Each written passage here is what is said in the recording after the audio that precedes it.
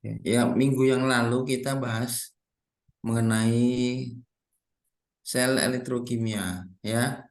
Minggu yang lalu sel elektrokimia. Namun ada beberapa hal yang Bapak merasa masih kurang ini apa kurang luas cakupannya. Jadi ingin Bapak tambahkan sedikit pada kesempatan kuliah di siang ini.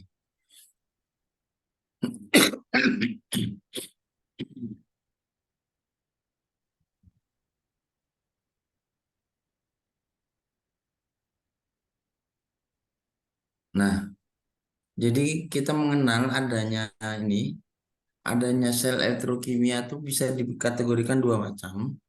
Ada sel volta, kemarin kita singgung tuh ya, sel volta, ada sel volta, kemudian ada satu sel lagi, sel elektrolisis. Nah itu, pada penjelasan kemarin itu tumpang tindih informasinya. Maka itu Bapak ulang supaya lebih bisa dipahami lebih baik.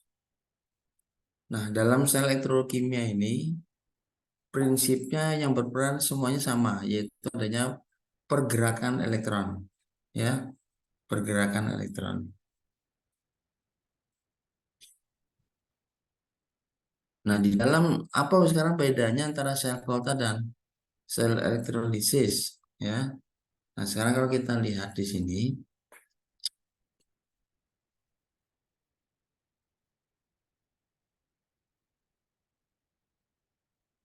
nah sel volta atau dikenal juga dengan istilah sel galvanik, ya, sel volta atau sel galvanik. Sel volta atau sel galvanik merupakan sel elektrokimia yang dapat menghasilkan energi listrik yang disebabkan oleh terjadinya reaksi redoks. Berarti kalau begitu sel volta itu adalah sel pembangkit listrik, gitu, gitu, sel pembangkit listrik. Nah, sedangkan sel elektro ini apa? Sel yang Nah, sedangkan sel elektrolisis itu prinsip kerjanya adalah kebalikan. Jadi kalau sel elektrokimia atau sel galvanik atau sel volta itu adalah menghasilkan listrik, kalau sel apa elektrolisis itu dari listrik menghasilkan reaksi kimia, ya. Nah, pada prinsipnya sama-sama apa? Sama-sama melibatkan pergerakan elektron di dalam reaksinya. Sekarang kalau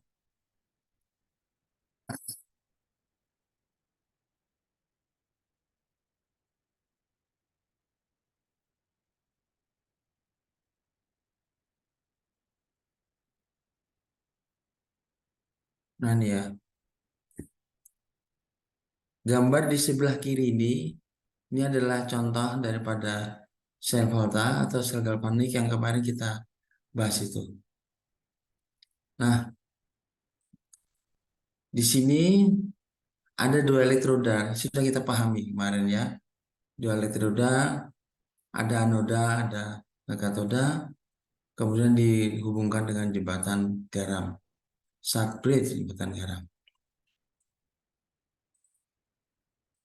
Nah, di dalam sel volta atau sel galvanik ini, kita lihat di sini bahwa eh, reaksi yang terjadi adalah bahwa Zn itu mengalami oksidasi, kemudian Cu mengalami reduksi.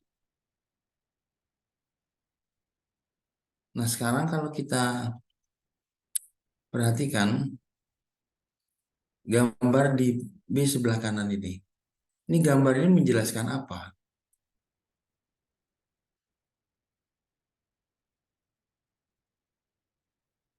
Gambar di sebelah kanan ini menjelaskan apa?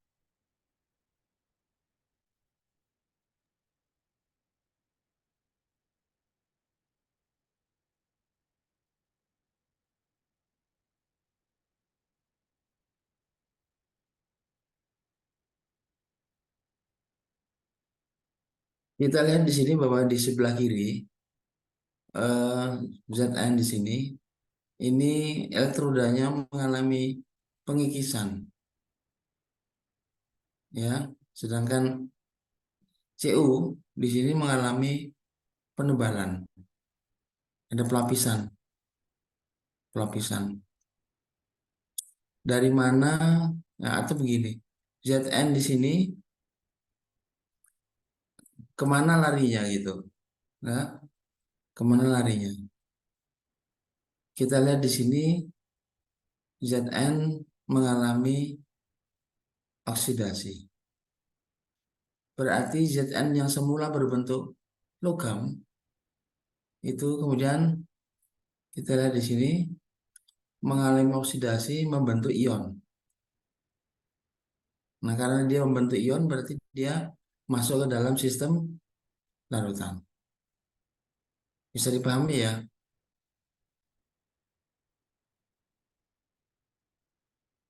Ya, halo. Suara Bapak bisa didengar enggak? Bisa, Prof. Bisa, Bisa Pak. ya.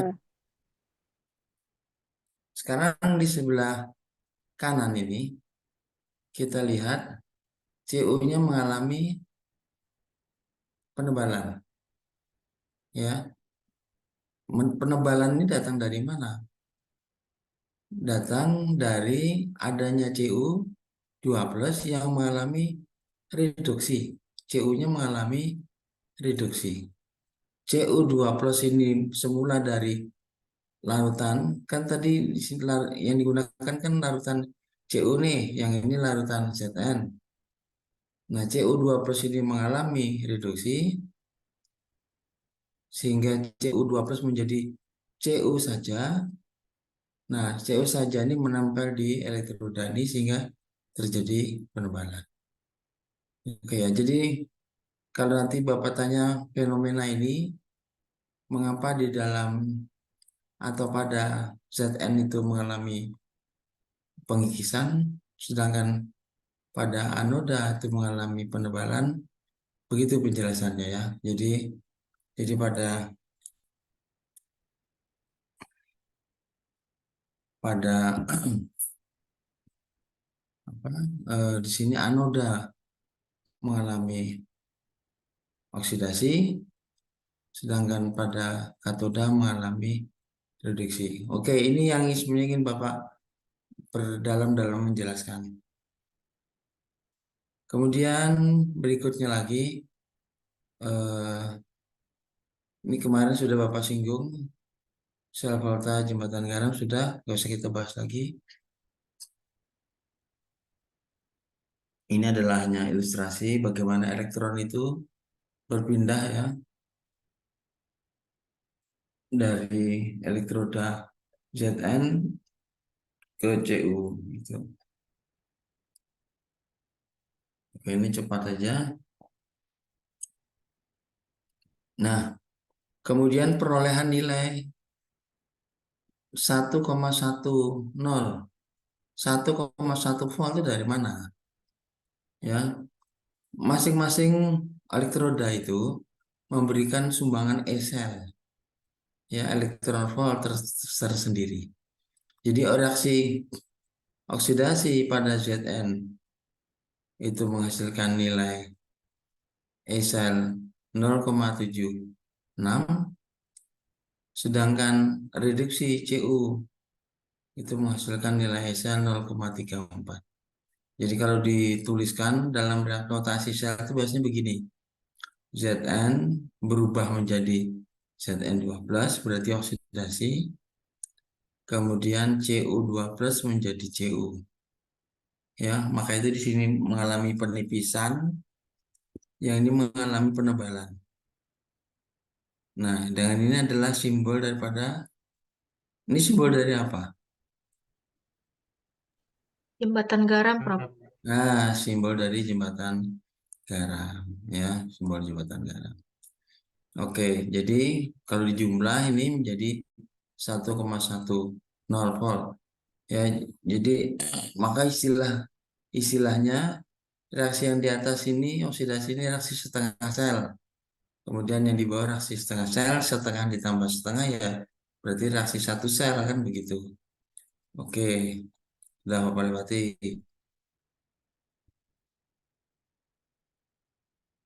Nah, ini nggak usah. Nah, oke. Nah, ini yang juga yang dua hal kedua yang penting adalah memahami atau mengingat-ingat dari volta ini. Ya, di kimia biasanya dihafalkan ini. Jadi kalau kita punya Cu dan Zn, sini katakan bahwa semakin ke kanan mudah mengalami reduksi, semakin ke kiri mudah mengalami oksidasi. Tadi kita punya sebelah kiri tadi punya Zn. Zn berarti mana Zn-nya? Ini ya Zn. Sedangkan Cu ada di sebelah mana juga ada di sebelah kanan. Ini Zn di sini di sebelah kiri, sebelah kiri dari ini ya maksudnya ya ini sebagai standar sebelah kiri Zn, Cu sebelah kanan. Sebelah kanan. Makin ke kanan mudah direduksi. Berarti Cu lebih mudah mengalami oksidasi atau reduksi.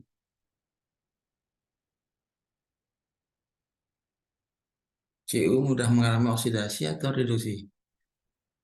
Reduksi ya, Mengalami reduksi lah karena dia berada di sebelah kanan. kanan. Ya, jadi itu lalu kadang-kadang yang jadi pertanyaan ki apa Pama ingat-ingatnya memang harus dihafal itu. Ya, karena tidak ada rumus tersendiri. Nggak ada rumusnya bahwa apa yang jadi patokan kalau nggak tidak dihafal. Nah, harus dihafal. Ya, jadi mau ada mau kita belajar kimia itu ya menganalisis tapi juga menghafal. Oke, sampai sini bisa dipahami ya, Mas Niko Rahmat. Nah, coba bisa dipahami Mas? Insya Allah, Pak. Ya, ya Mas ya atau Pak lah terserah. Panggilan biasa dipanggil Pak atau Mas ini? Bebas saja, Pak. Mas boleh. Mas boleh Tapi ya. jangan Om. Ya, kalau di dalam kelas mau dipanggil Pak ya tahu. Dengan Bapak Betul, manggilnya Pak. Mas aja Gen biar awet muda. Boleh, Pak. Iya. Oke, ini hanya video tentang elektrolis tadi. Oke, nah terus sedikit menanggapi masalah ini, Bapak baru ingat em, pertanyaan sel aki kemarin ya, kita sel aki yang kemarin Bapak jelaskan kan sel aki basah tuh, sel Iya, aki Pak. basah, katodanya PbO2, anodanya Pb, ya katoda. Kemudian elektrolitnya larutan H2SO4. Ya, ini jadi kalau apa di dalam kotak akinya itu, nah itu ada larutan H2SO4. Nah, bagaimana halnya dengan sel aki kering itu ya sel aki kering. Jadi kalau sebutan kering atau basah itu terletak pada elektrolit yang digunakan. Ya, jadi kalau aki yang biasa aki basah itu berupa larutan. Ya, sedangkan pada yang kita sebut sebagai aki kering, maka di situ apa elektrolitnya adalah elektrolit yang dibuat dalam bentuk gel. Nah, dibuat dalam bentuk gel. Jadi seperti kayak jembatan garam itu jadinya. Jadi eh, dia relatif kering kan, gitu. Tidak berteteh, tidak berair karena diikat oleh pengikat tertentu dan diikat dalam bentuk gel. Itu. Nah, sedangkan katoda dan anodanya tetap sama. Ya, katoda dan anodanya sama. Baik, kita lewati. Sudah nih. Nah, ini sudah kita lewati aja ini. Ini prinsip daripada sel aki. Jadi anodanya mengalami oksidasi, katoda mengalami reduksi.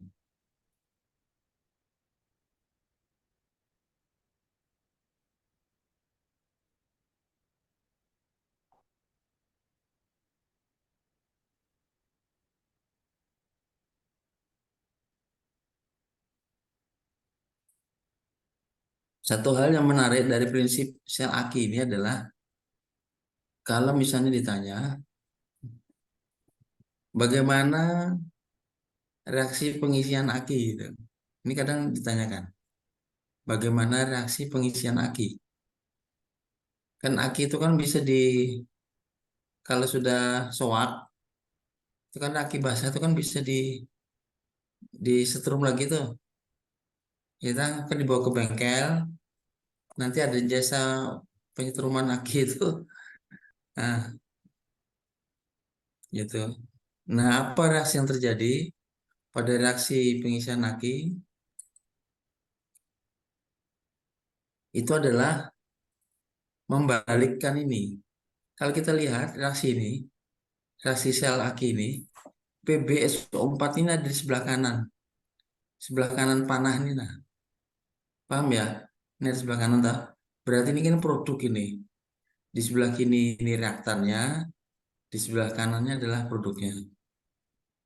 Nah, sekarang dibalik ini, PbSO4 H22 H2O ini dibalik jadi reaktan, gitu.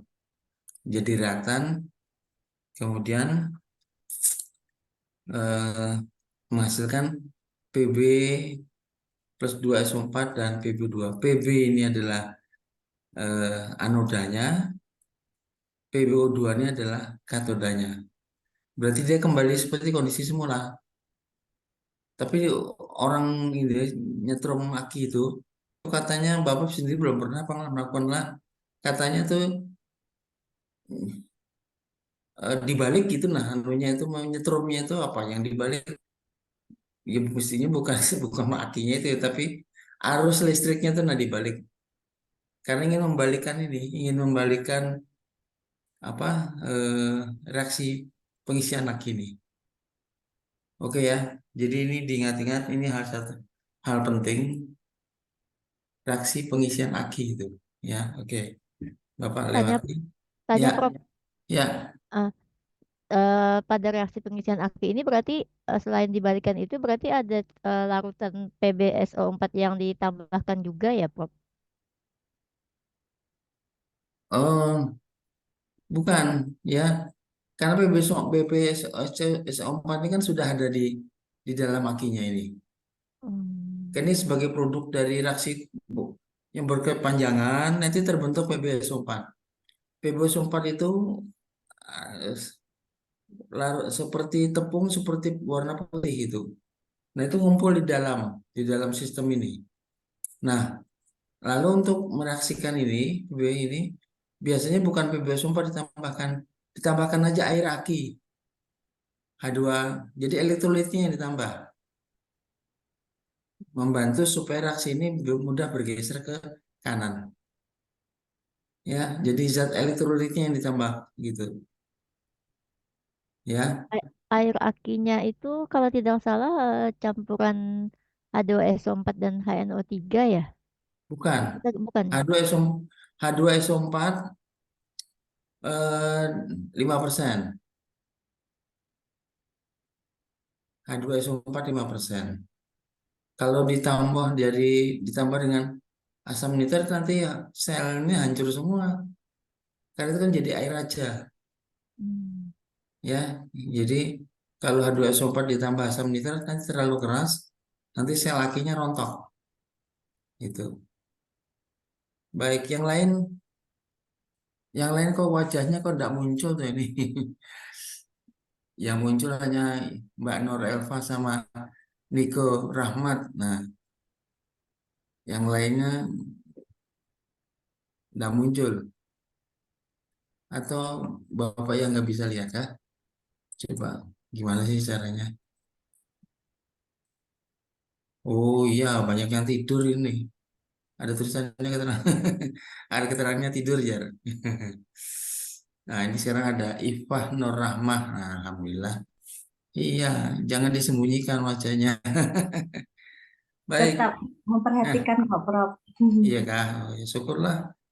Mm-mm. Oke, ini ya. Terus, nah sudah aja. Oke, jadi untuk sebentar.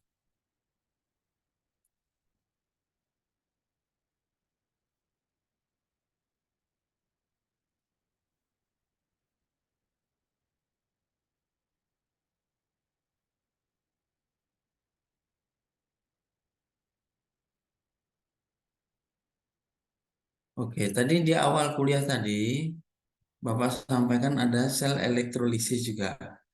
Ya, jadi sel elektrokimia itu ada sel volta, ada sel elektrolisis.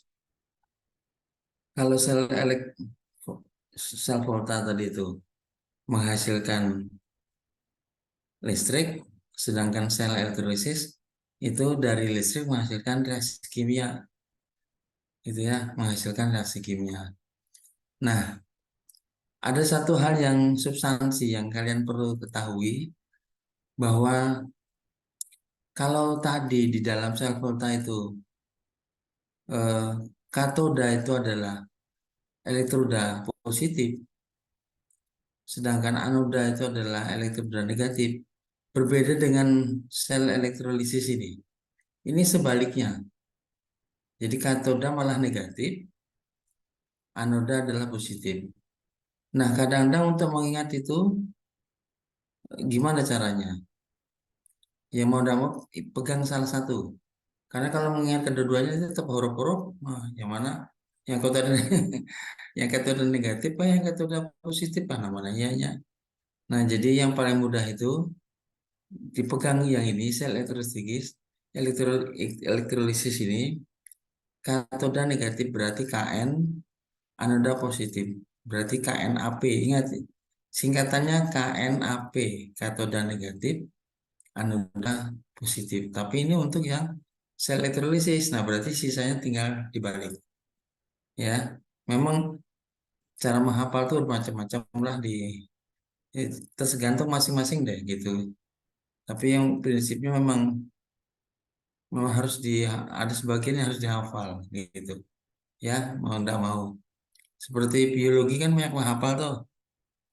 Banyak menghafal biologi gitu. Nanti kecuali mungkin ada yang agak yang tidak menghafal apa ya. Genetika mungkin ya. Genetika itu kan tidak mudah juga tuh. Harus menghitung dan sebagainya gitu. Oke, itulah sel elektrolisis. Oke, sudah. Ini Bapak lewatkan aja. Ini usah lewatkan aja. Kemudian, nah ini materi kita selanjutnya yaitu mengenai energi bahan bakar alternatif ya, energi dari bahan bakar nabati. Jadi sel elektrokimia selesai ya, kemarin sama hari ini tadi sebagian. Nah sekarang eh, ada dua bahan bakar yang populer, yang saat ini populer untuk sebagai bahan bakar alternatif adalah bioetanol dan biodiesel. Ya. Bioetanol ini adalah sebagai alternatif penggunaan bahan bakar eh, bensin, sedangkan biodiesel adalah bahan bakar alternatif pengganti solar, gitu. Ya, eh, penggunaan bioetanol sebagai bahan bakar ini kalau di negara seperti Brazil, ya, itu sudah sangat populer, gitu. Ya, jadi orang tidak menggunakan sebagian aja yang lagi menggunakan bensin, tapi sebagian adalah menggunakan bioetanol. Oke, sesuai dengan namanya, maka bioetanol itu adalah etanol yang diperoleh dari bahan nabati, ya, dari makhluk hidup lah, nabati. Nah, sekarang kalau kita lihat di gambar ini ada gambar apa? Tebu, ini gambar tebu ya, bukan bambu. Kalau bambu udah kawan, Bapak, mohon maaf. ya. Gambarnya di tempat ulun nggak ada. Oh, nggak ada, Ya, Prof, Ya, Pak, belum belum ada kelihatan. gambarnya. nggak kelihatan ya. Masih di file yang sebelumnya ini Pak yang ditampilkan. Oh, iya kah? Ntar ya, Bapak klik dulu. Oh iya, belum pindah ya.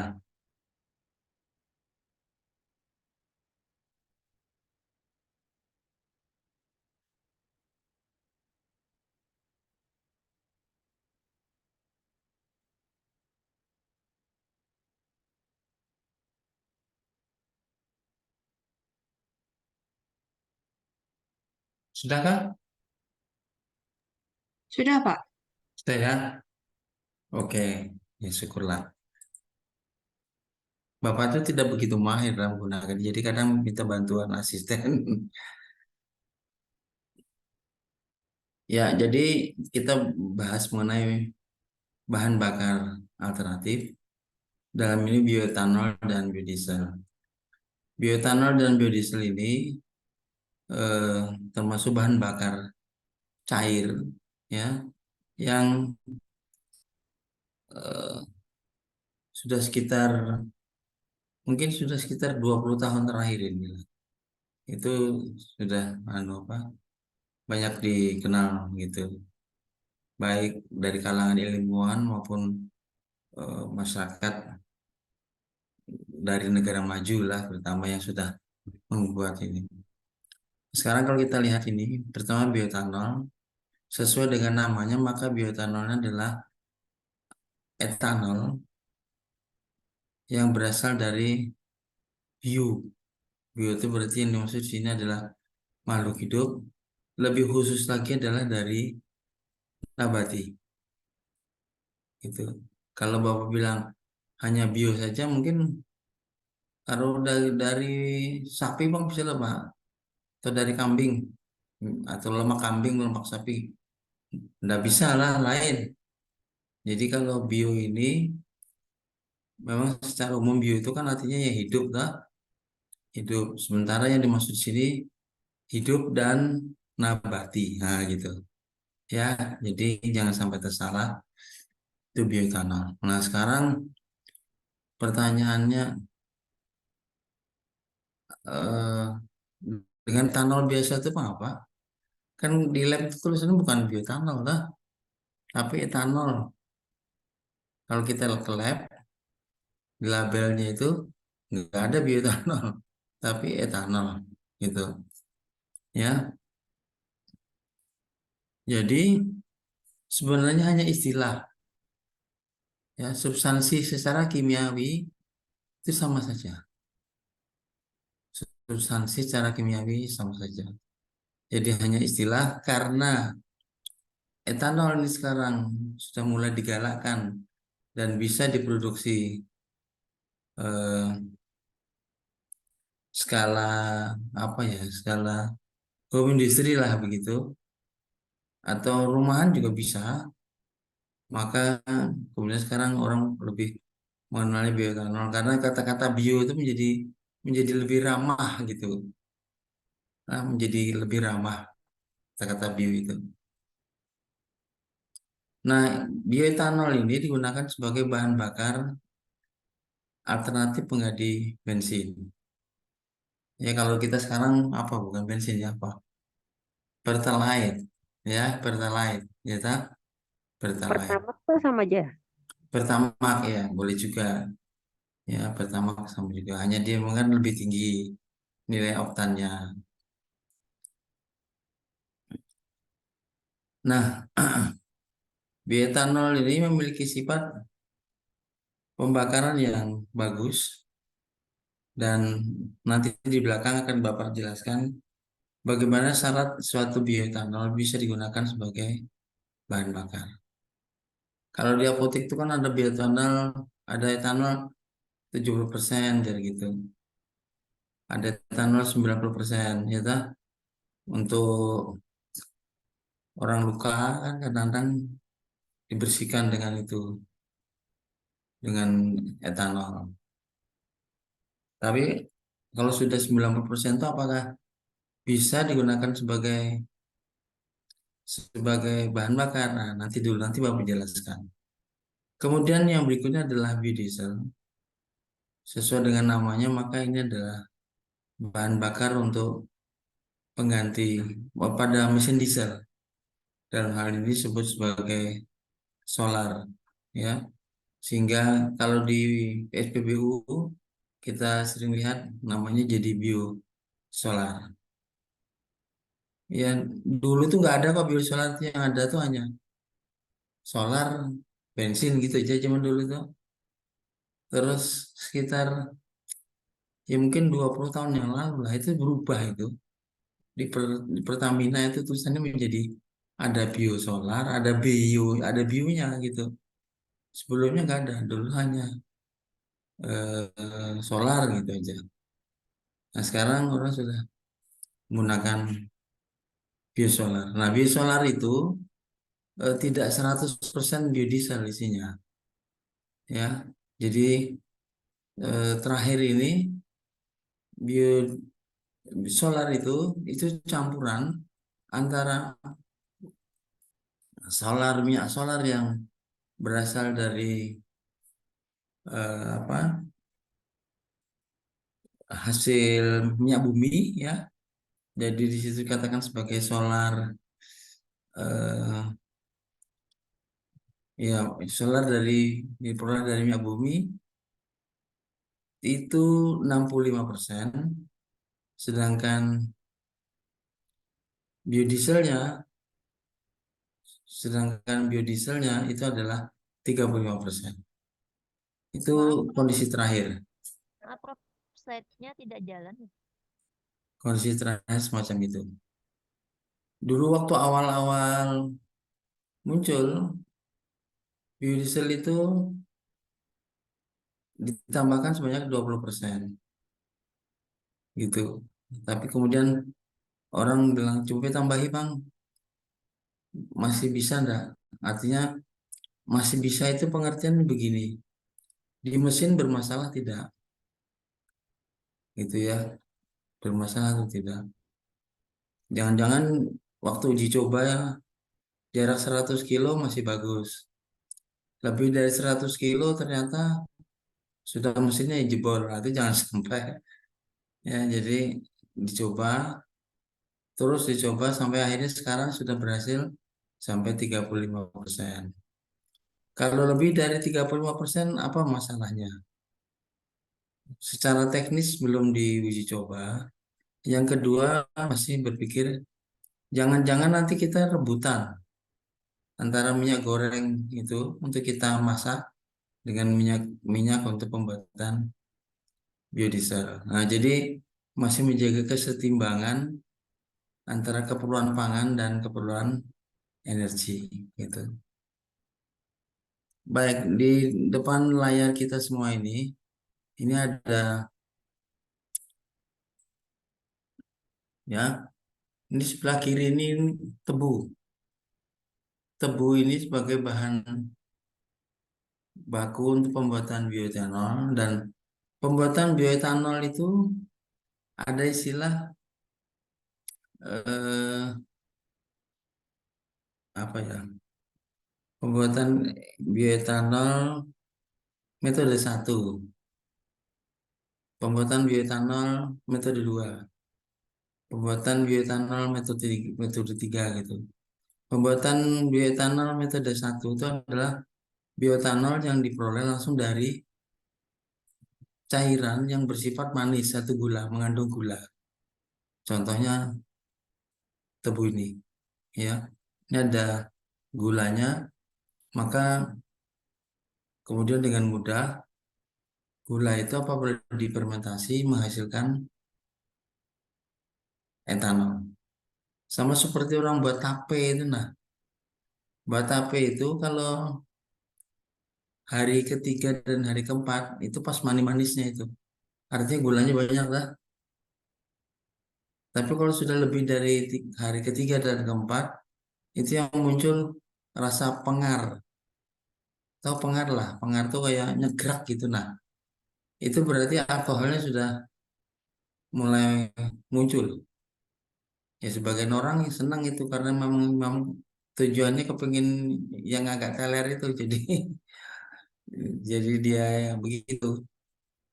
Ya, jadi cairannya dari cairan gula generasi satu istilahnya, bukan metode satu. Generasi satu itu generasi awal, yaitu memanfaatkan cairan gula. Ya. Bisa juga menggunakan cairan dari nira aren. Nira aren. Pernah melihat nira aren lah. Nira aren itu pernah lihat wujudnya lah. Ada yang pernah melihat nira aren?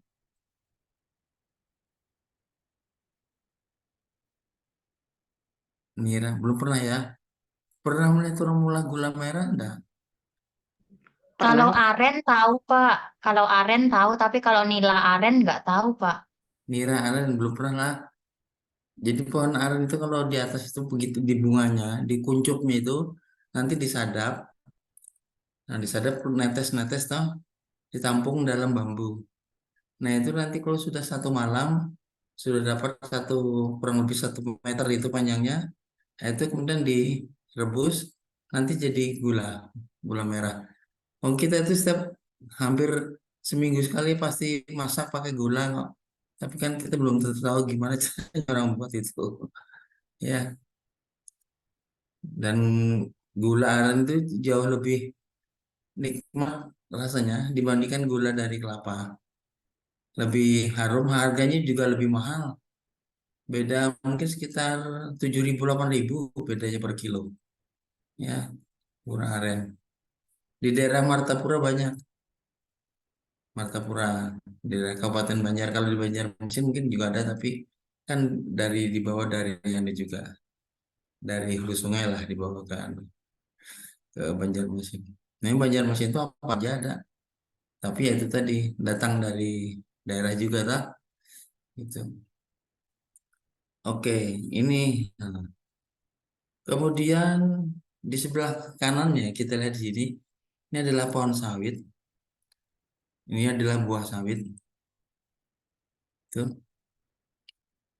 Nah, ini ada satu hal yang Bapak ingin tanyakan. Eh, dapat kan dari pohon sawit, dari buah sawit ini kan kita dapat minyak sawit. Ya, dapat minyak sawit. Nah, minyak sawit itu diambil dari apanya? Yang buahnya yang di antaranya itu, Pak, yang kecil-kecil itu. Eh, Singkat ulun itu kayak diperas, dihancurkan lah gitu, Pak. Di, Nah, di kayak disuling, diolah, suling. mm, Ini pokoknya ada mesinnya, ulun pernah lihat. di sini ya. Oke. Ya, ya sudah jawabannya sudah hampir benar itu. Jadi, minyak sawit itu kalau kita tidak paham, karena di dalam biji sawit ini, di dalam minyak sawit ini ada bijinya. Ada bijinya. Jangan terpikir oleh kita bahwa minyaknya itu diambil dari bijinya. Kayak kelapa itu, nah, kelapa itu kan minyaknya kita ambil dari bijinya. Kalau ada kulitnya, terus nanti ada bijinya itu, ada tempurungnya tuh. Nah, kan yang kita ambil minyaknya kan yang dalam tempurung itu, kelapanya maksudnya ya, tak? Nah, kalau sawit tidak, yang diambil itu dari sabutnya, gitu. Yang diambil dari sabutnya. Jadi minyak CPO ini, minyak CPO ini, CPO-nya itu diambil dari sabutnya. Lalu pertanyaannya, di dalam bijinya itu nanti ada minyaknya apa masih? Gitu. Kalau pertanyaannya begitu. Ya, jawabannya masih, masih, tapi tidak digunakan untuk minyak goreng. Lalu digunakan untuk apa? Digunakan untuk bahan kosmetik, ya, volumenya sedikit, harganya mahal. Volumenya sedikit, harganya mahal. Biasa dikirim ke negara seperti India gitu. Jadi apa, minyak rambut? Orang India kan minyak rambutnya pakai itu, pakai minyak yang dari tumbuhan begitu. Maka itu orang India tuh hitam-hitam rambutnya.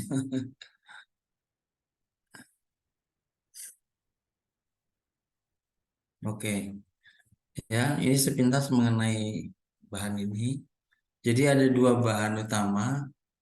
Di sini ada tebu, kemudian ada juga sawit. Nah, kemudian kembali ke bioetanol tadi. Eh, Bahan baku yang digunakan kalau ini kan langsung manis nih, langsung jadi gula, ya. Biasanya kadar gulanya tebu tuh 37 sampai 38% kadar gulanya. Nah, terus apa berikutnya yang biasa digunakan sebagai bahan baku? Yaitu ubi kayu atau singkong. Nah, ubi kayu atau singkong. Nah, sekarang kalau kita perhatikan eh, antara tebu dan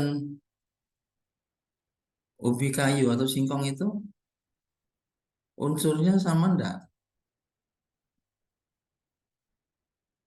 Kalau kita kimia kan unsurnya sama enggak gitu.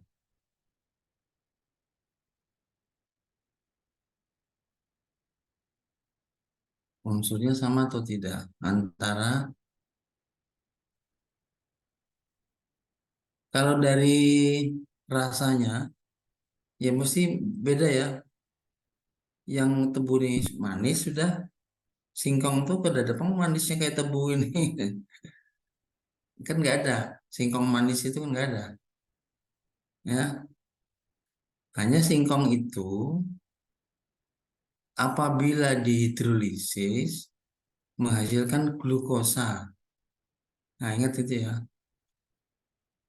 Singkong itu kalau dihidrolisis, percaya dihidrolisis itu di apa geran Pak? Dihidrolisis itu ya diurai, senyawanya diurai dengan bantuan dengan bantuan adanya air.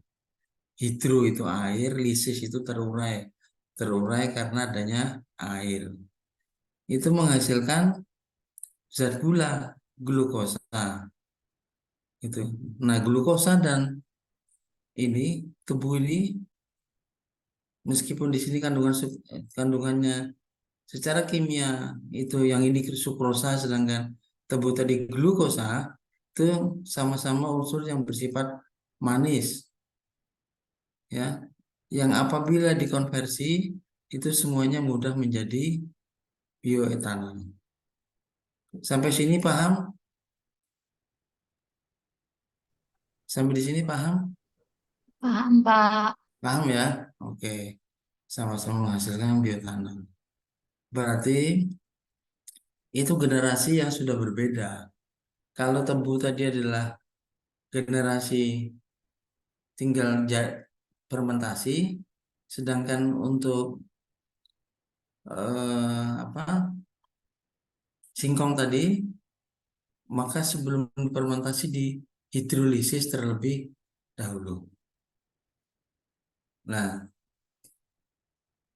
antara tebu dan eh, singkong tadi itu sama-sama mengandung zat gula yang yang berasal dari, kalau tebu tadi berasal dari hasil hidrolisis daripada eh, karbohidrat, ya, di dalam singkong itu ada karbohidrat, apabila dihidrolisis menghasilkan zat gula.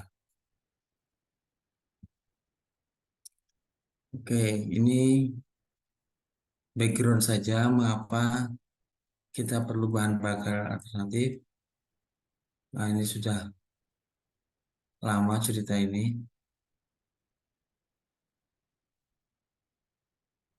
Bapak lewati aja ini.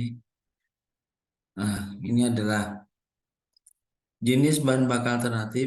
Tadi bioetanol sudah Bapak singgung. Kemudian ada biodiesel juga sudah disinggung.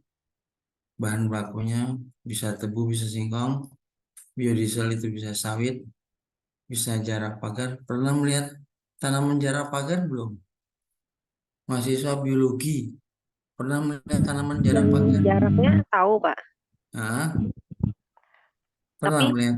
enggak, Gimana? tapi dia tuh bilangnya tuh itu tanaman jarak gitu. Gitu aja, Pak. Oh, tanaman jarak gitu aja ya. Oke, jadi jarak itu ada dua macam. Ada jarak risin namanya, jarak risin. Jarak risin itu beracun. Ya, daunnya itu ini apa namanya? Menjari begini nah, runcing-runcing, menjari. Itu jarak risin. Yang kedua adalah jarak pagar. Kalau jarak pagar, daunnya itu tidak menjari begini, biasa, biasa dan relatif tidak beracun dibandingkan dengan risin. Nah, jarak risinnya itu itu memang secara kimia berbeda, tapi tidak perlu Bapak jelaskan di sini. Kemudian ada bio oil, ini bisa digunakan sebagai pengganti minyak tanah, solar, minyak diesel dan minyak bakar. Mungkin mahasiswa ada yang ingin bertanya. Kalau kita punya misalnya biodiesel, ya biodiesel, bisa tidak digunakan untuk minyak kompor? Kan di kampung itu kan masih sebagian masih ada yang takut tuh pakai kompor gas, ya tak? Masih pakai itu apa? Pakai minyak kompor, kompor minyak, kompor minyak semacam Hock dan sebagainya itu. Tapi mencari minyak tanah kan juga tidak mudah sekarang. Harganya jangan-jangan lebih mahal daripada bensin. Di Banjarbaru aja harganya berapa itu? Ada 14.000 atau berapa seliternya? Seliter 18.000 Pak di Nah, sini. oh iya, makin lebih mahal lagi. Nah, itu karena itu tadi barangnya langka, sementara sebagian orang masih takut. Banyak yang takut karena ya memang resikonya juga itu nyawa ya tuh. Bukan hanya masalah apa istilahnya meledak gitu aja, tapi taruhannya itu nyawa itu. Jadi wajar aja banyak yang takut tuh wajar. Nah, lalu ada yang bertanya, kalau saya punya biosolar, tadi yang biosolar itu banyak dijual tuh di PPSPBU. Kemudian saya gunakan sebagai bisa lah Pak, sebagai apa namanya itu pengganti tadi yang 18.000 tadi minyak minyak tanah. Ya, jawabannya bisa. Hanya ada masalah. Nah, masalahnya apa? Masalahnya begitu nanti dinyalakan, nyala gitu, nanti sumbunya itu mudah jadi korban, mudah mudah berubah jadi abu, termakan jaran banjir itu termakan. Paham ya Mas Bapak ya? Sumbunya itu mudah mudah habis gitu nah, sumbunya itu. Nah, lalu sekarang orang ya pintar. Yang pintar itu pedagang. Pedagang pintar melihat peluang itu. Sekarang jual sumbu kompor khusus untuk itu. Untuk kompor yang menggunakan bahan bakar biosolar. Lu ada atau Pak? Jawabannya ada. Ya, sumbunya tuh kalau biasa tuh kan sumbu tuh kan warnanya putih tuh. Ya tak? Sumbu apa untuk kompor itu. Ini warnanya bukan putih hitam gitu. Nah, itu beda bahannya. sehingga lebih tahan. Jadi bagi para mahasiswa yang mungkin di rumah kepingin masih, Bapak yakin masih di rumah masih ada yang punya kompor yang terlontar, tapi terpakai karena itu tadi mencari minyak tanah juga susah. Nah itu belikan aja sumbu kompornya. Belinya di mana Pak? Ya belinya ya online aja juga ada. Nah bisa dipakai itu ya. Jadi Bapak tahu itu dari seorang teman juga. Jadi bisa dipakai.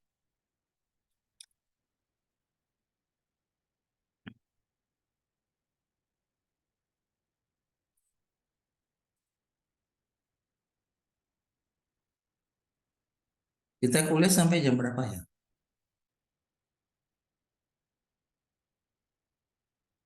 Kuliah sampai jam berapa?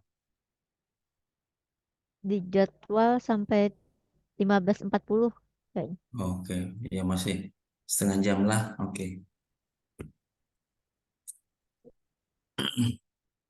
Ini sekarang kita bahas bioetanol secara khusus.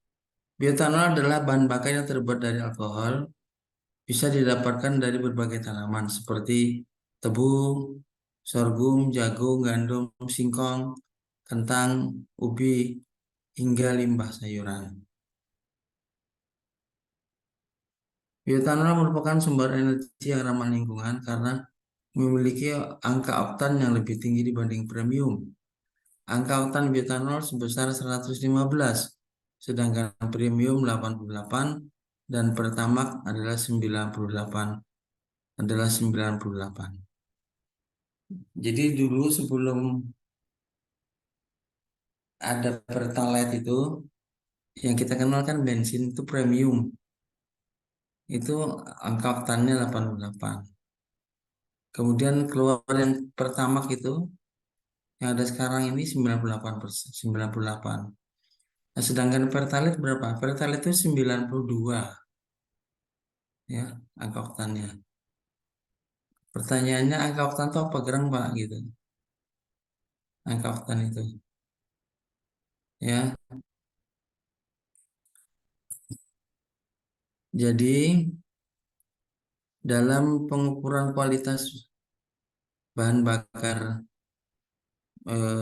bensin itu ada senyawa yang diberikan sebagai standar yaitu senyawa hidrokarbon oktana. Ya, oktana itu C C berapa? 8 ya, Pak. C8, Pak. C8 lah oktana itu. Di oktan. C8 lah. Ya, Oke. C8 H18 berarti ya, C8 H18. Nah, itu sebagai standar ya, dibandingkan itu sebagai pembanding.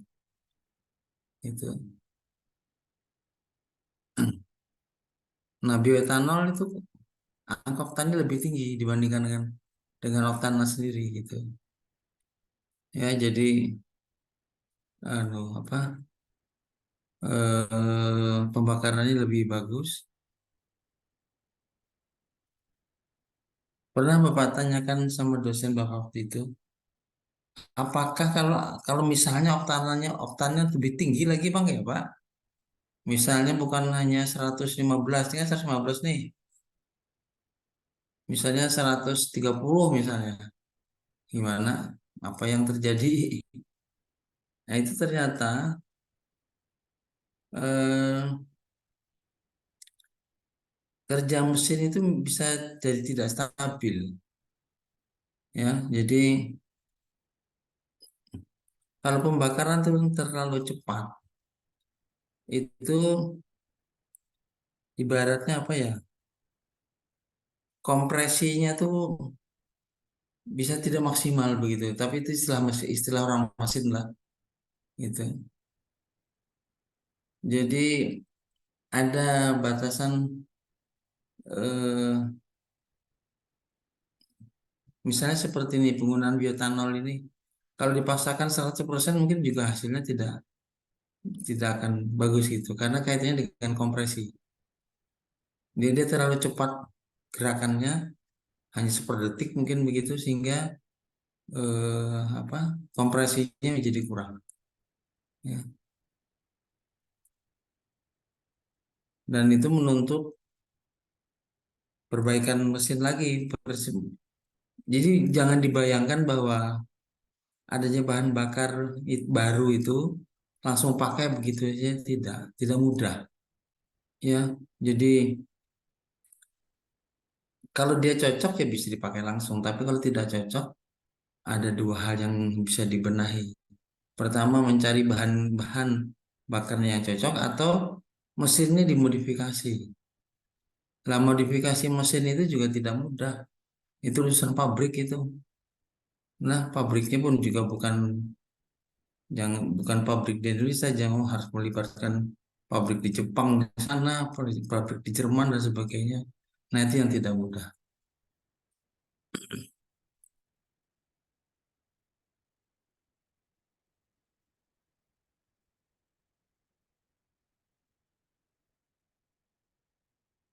Ini sekedar ilustrasi.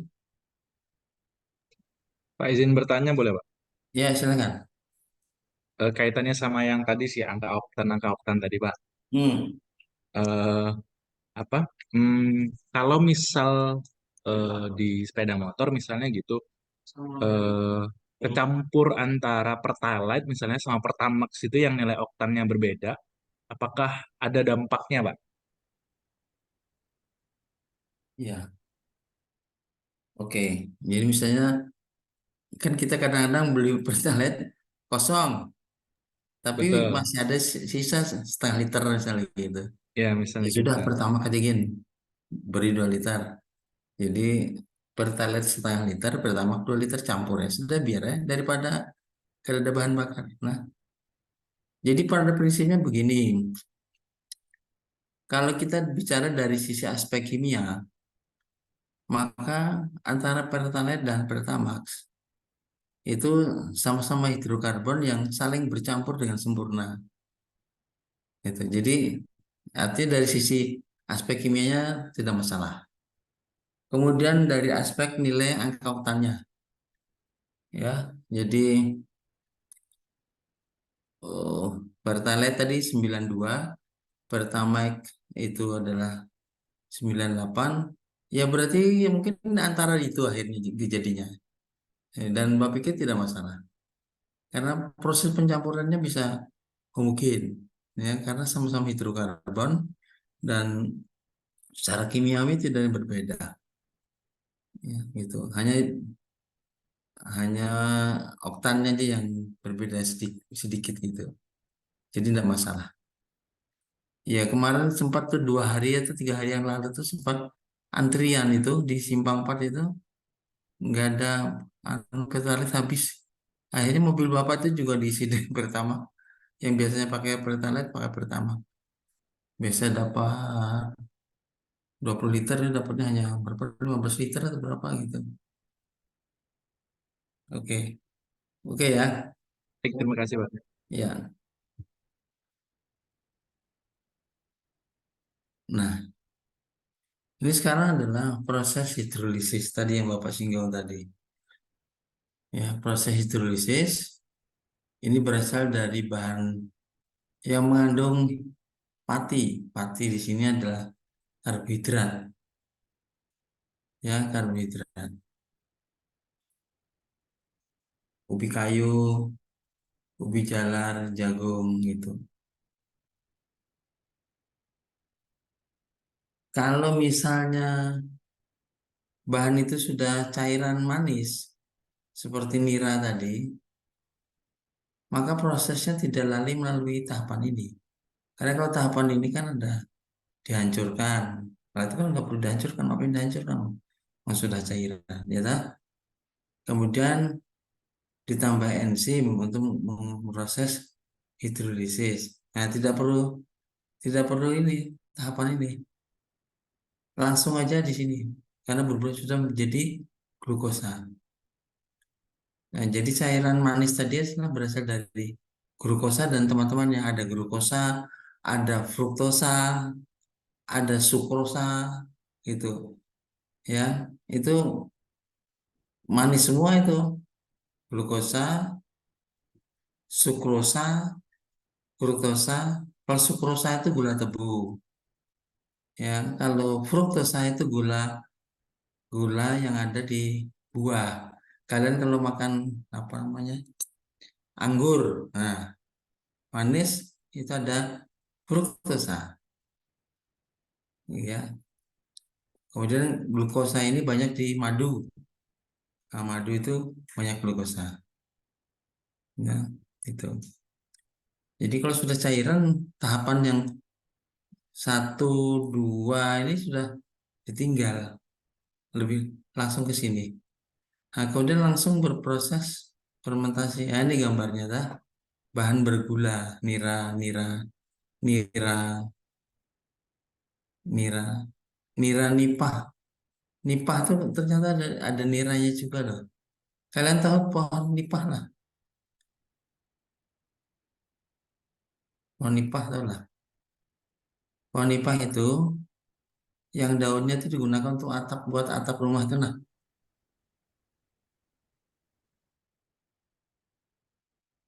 Ya, itu. Di daerah, kalau kalian mau ini dari Banjarbaru menuju ke Istanbul, bukan bukan Istanbul di Turki sana ya. Istanbul, Martapura itu.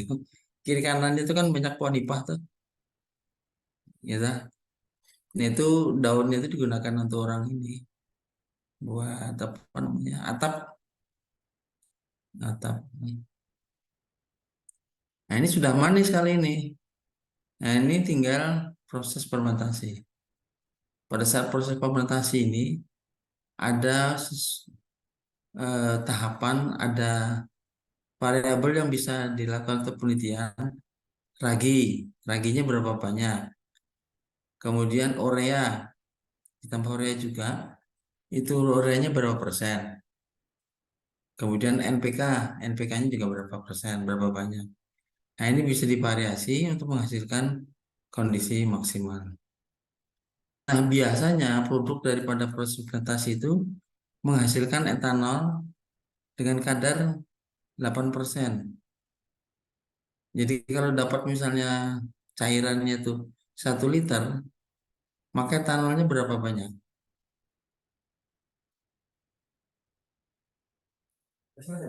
Bentar lagi. Etanolnya berapa banyak? Kalau 8%. 0,08. Berarti kalau misalnya 1 liter, berarti 80 mili ya. 80 Ya, mililiter ya. 0,08 ya. 80 mili. 80 mili. 80 mili itu kalau dicangkir ya, di gelas ya setengah gelas lah. Itu 1 liter itu ya. Jadi hanya 8%. Gitu. 8% ini eh, kalau untuk orang minuman keras itu batas maksimalnya 5%. Jadi kalau sudah 5%, itu kategorinya sudah bir. Ya Bapak tahu itu ya karena dengar-dengar aja, bukan berarti Bapak suka minum itu sama sekali enggak. 5% itu kandungannya sudah bir, sudah kategori bir. Nah, untuk meningkatkan etanol ini tadi kadarnya harus didistilasi. Ya, didistilasi menggunakan alat, biasanya dari eh, kalau di laboratorium kita menggunakan alat gelas ya, distilasi sehingga menghasilkan etanol 95 sampai 96%.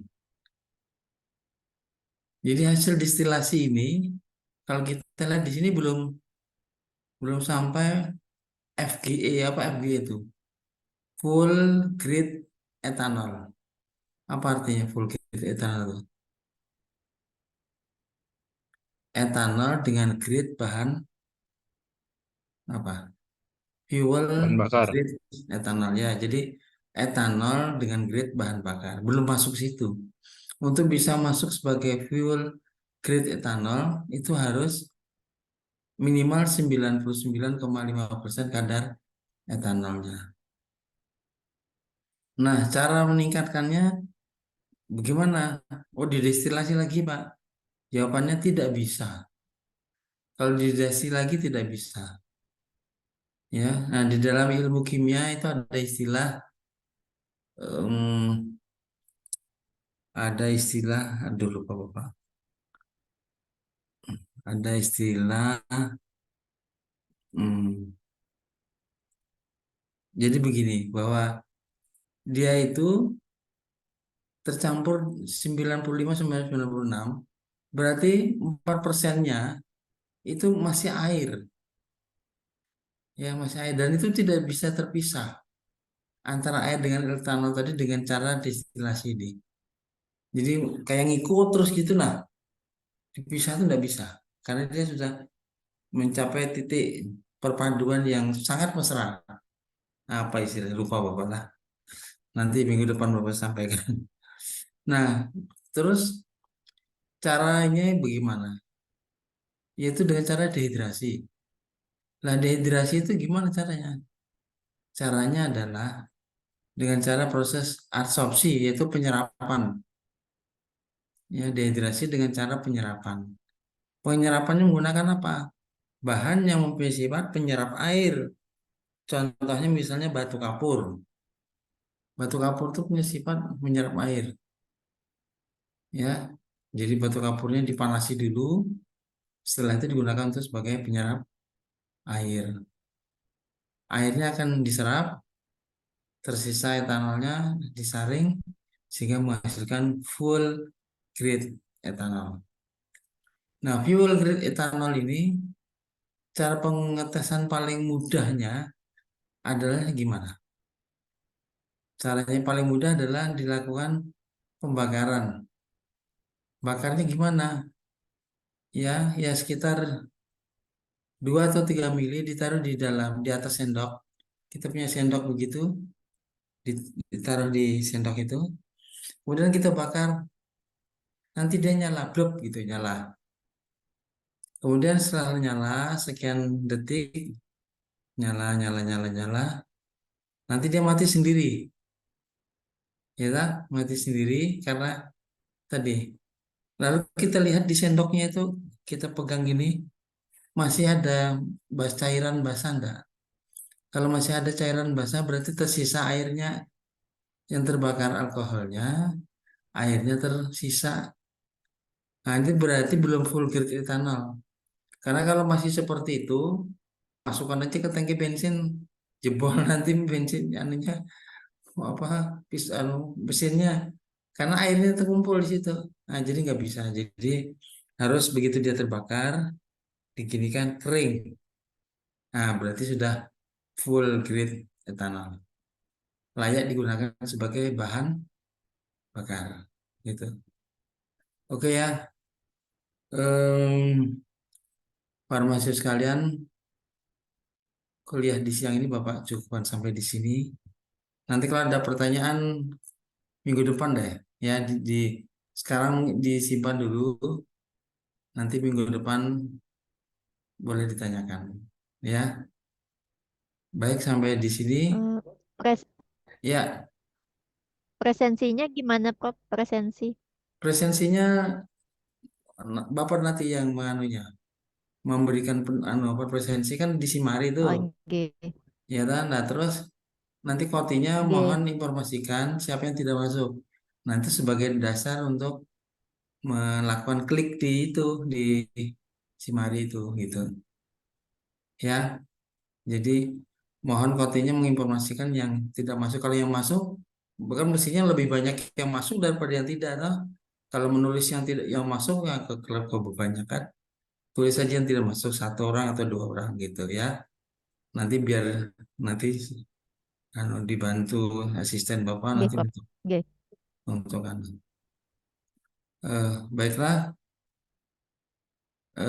Itu tadi kalau ada yang jadi unek-unek masalah ini bahan bakar nabati itu Nanti minggu depan deh boleh ditanyakan. Nah, terima kasih atas perhatiannya. Bapak tutup. Wabillahi taufiq walhidayah. Assalamualaikum warahmatullahi wabarakatuh. Waalaikumsalam warahmatullahi wabarakatuh. Terima kasih, Terima kasih, Prof. Pak. Ya, Makasih, sama-sama. Pak. Makasih, Oke. Pak. Ya, Makasih, Prof. ya.